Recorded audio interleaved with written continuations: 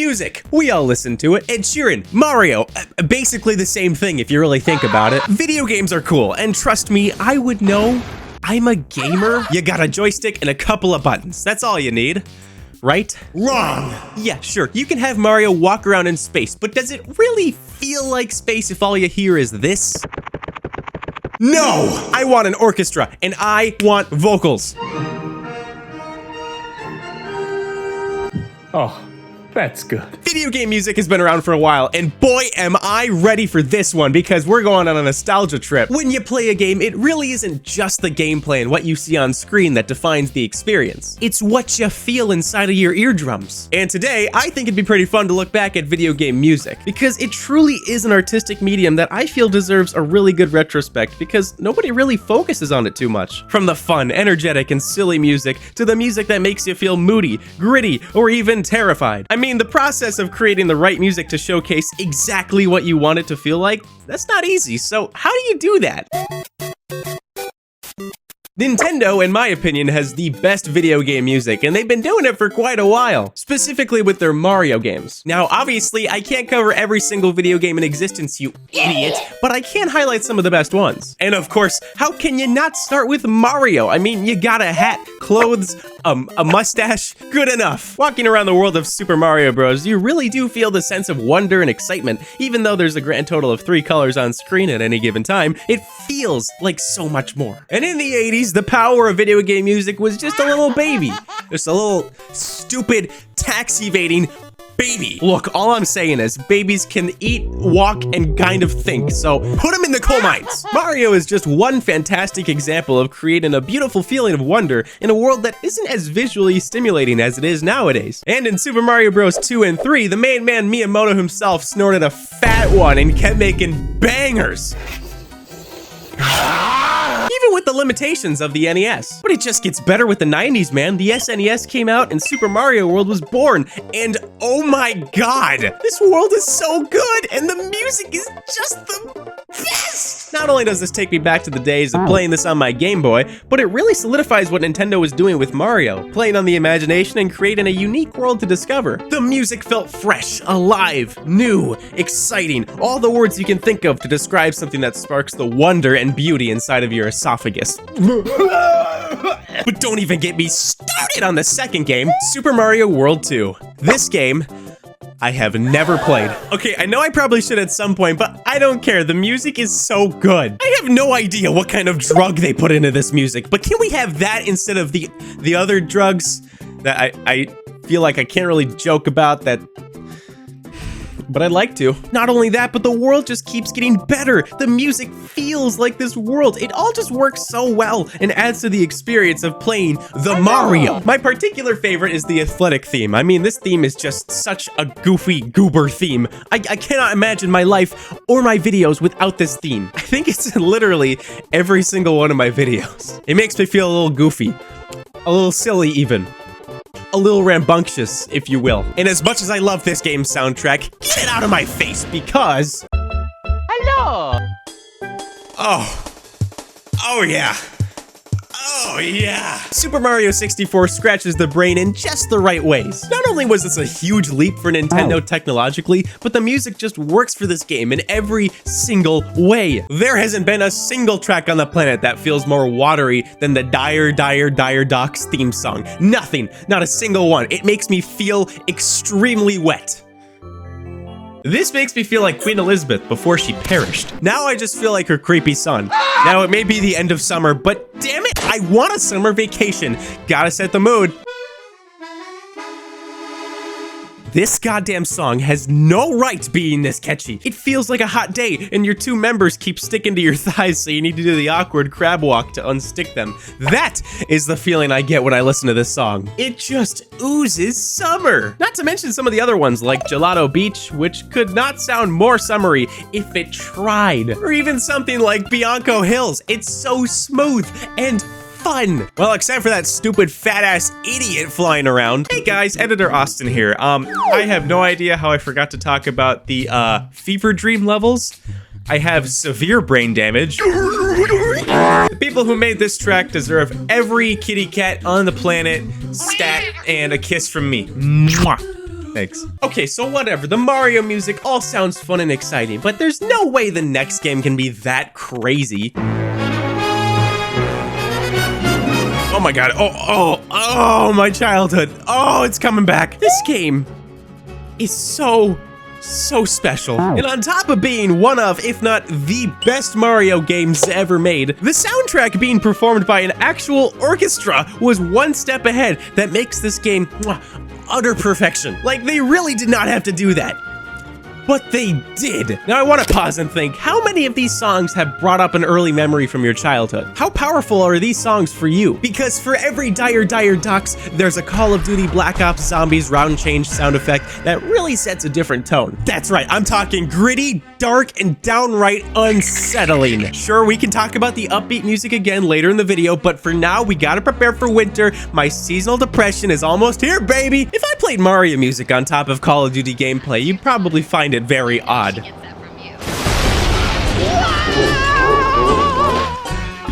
Okay, bad example, but do you see what I mean? The music for every single game has to be expertly crafted, well-paced, and specifically made for every single part. And it's not just one track per game, there are several. So to get many bangers out of one single game is phenomenal. Like in Contra, the Energy Zone. You might think we gotta get energy and we gotta get guns. As an American, I feel like I would know the right track for guns and energy, and man, does this track hold up. Call of Duty, I'm not huge on it, but god damn, if some of these tracks don't spark that wartime energy of, yeah, I'm gonna kill people.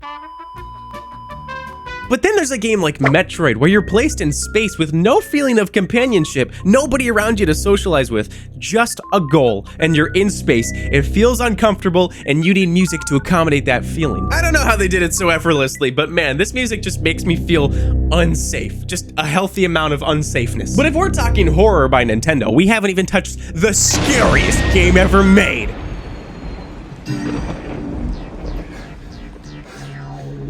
No big deal, whatever. Let's just get this game over with. Not only is this game one of the best Nintendo has ever made, and I will stand on that hill until I die. I'm on a hill, and you can't stop me! But the music is some of the best composed for a Mario game that isn't technically a Mario game. Yeah, it's a little silly. I mean, it's Mario's little brother, and he's a bit of a pussy, but come on, can you blame the man? Have you ever walked around a scary mansion with just a flashlight? It's just not fun. I mean, the dude can't even escape terrorism in his own home. I mean, come on, that's just like a porn. My favorite music, though, probably comes from Egaz Lab. You know the guy, the short one. How about another Nintendo theme? Oh, how jolly. I just love this theme. I mean, I sure do hope no demons beyond my comprehension will come up and steal this moment from me. Okay, so I have not played this game, and it's probably not a good thing that I already know the ending, but with a theme like that, it's hard to ignore. How do you sum up the feeling of being a child demon in utter confusion of your existence? How do you do that? And I'm a little concerned with Nintendo for just being able to conjure up that theme so effortlessly. Zelda! Yeah, let's take a break from it and get back to something more exciting and adventurous. The first Zelda theme really has you feeling like a blonde kid with green tights about to slay some monsters. It feels like the fantasy world it's in, but not in a Mario way. Look, all I'm saying is, if you swapped the themes, the world would feel horrifically wrong.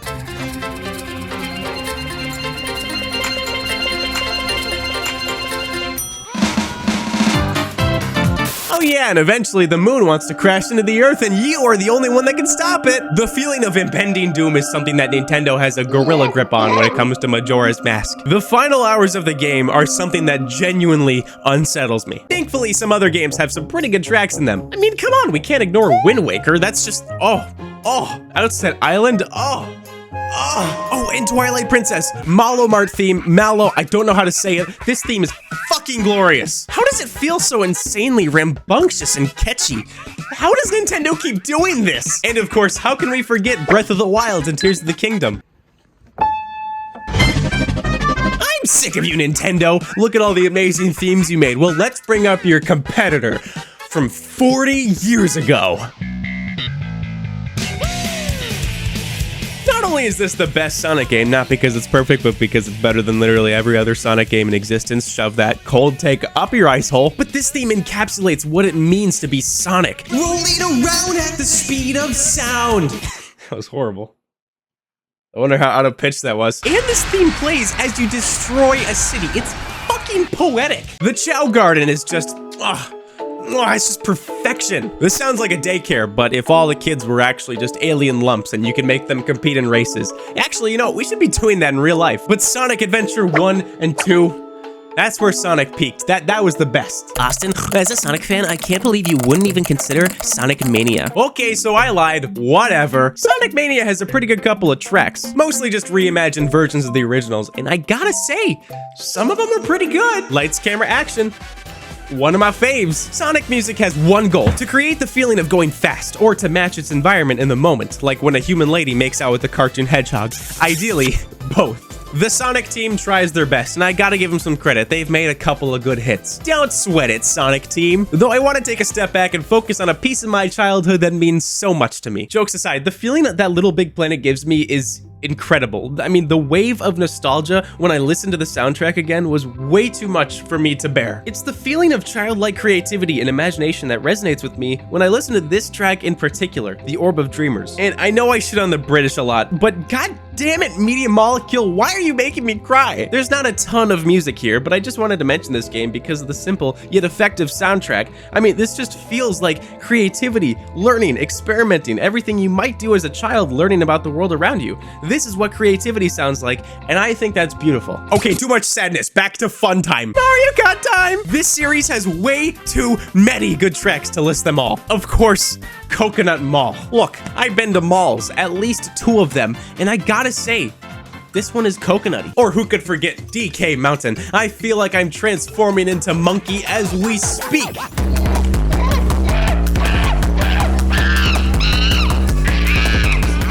The tracks feel fast, exciting, competitive, exactly how you want a Mario Kart game to feel. And if you want the ultimate culmination of video game music, look no further than Super Smash Bros. Making your favorite Marios and Zeldas fight to the death needs some good music. Thankfully, Nintendo comes in clutch once again. Everything I mentioned before, like Metroid and the creepy feeling of uncertainty, Mario and the feeling of wonder,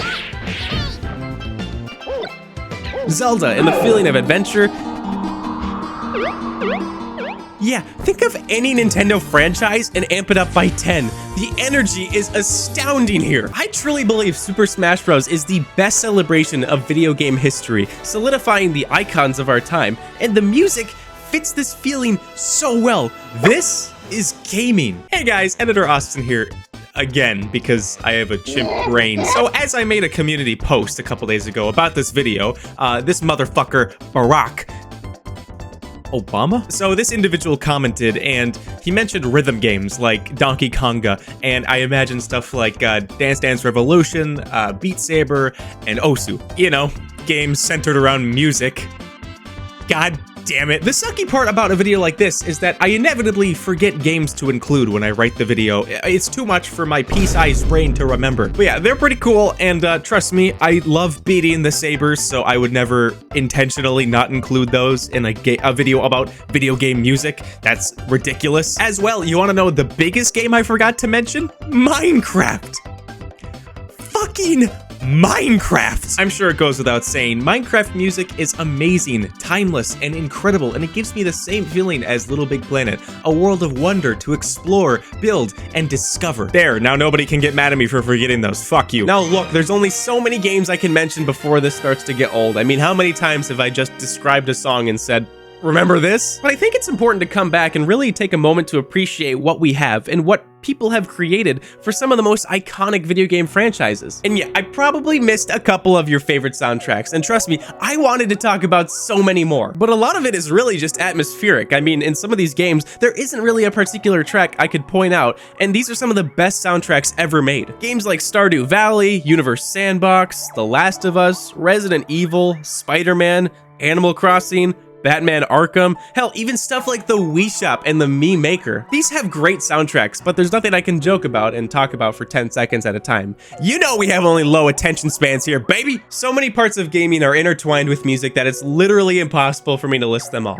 I just thought it was cute to look back at a couple of them. I made this video to show my appreciation for video game music, something that brings me so much comfort and joy and nostalgia and energy, all the feelings I could ever want. I just think it's beautiful. Let's fuck this guy up. Banana time. I'm on it. Light it up, fellow monkeys. Thanks for watching. Join the Discord if you.